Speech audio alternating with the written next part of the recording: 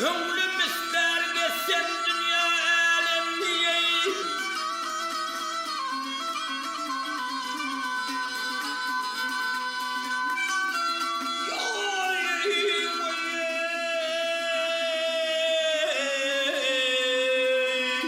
Yar kanatım yok uçabilmem neyleyim.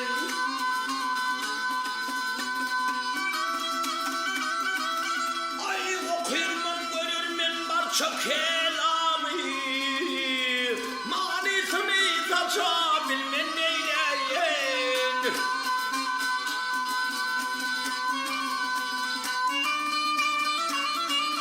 Ey kömür onda kuvvet bulup giderler.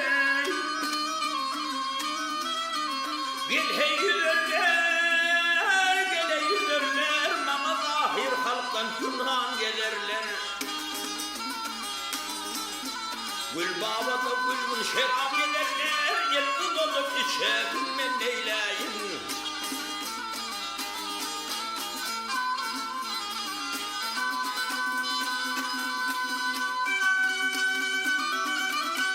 Yar beydaşının şerab izin noş kıldı meygeneyi noş kıldım. Yar gitti aklım ölüm bilmey coş kıldım. Meyves oldum dersiz kafa kuş geldim.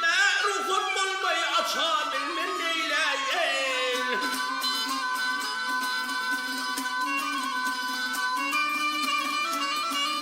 Ey gitti yolumda haysıdır düz kayfi.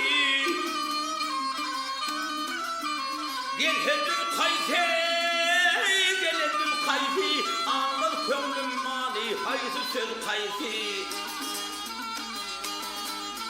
Tehmilemeli yol haysıdır bir kayfi. Umudunu kaçabilmem neyleyim. Gelem aldım gel, gel.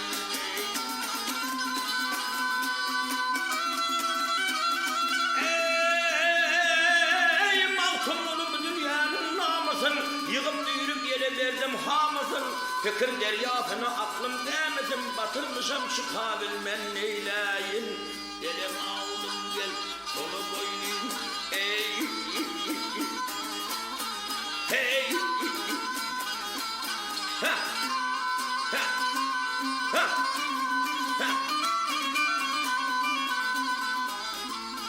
ha ha ha ha.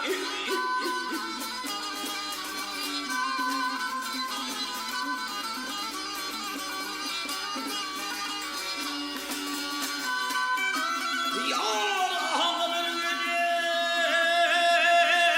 Men vurdu gördüm yar yerinden turdu gördüm.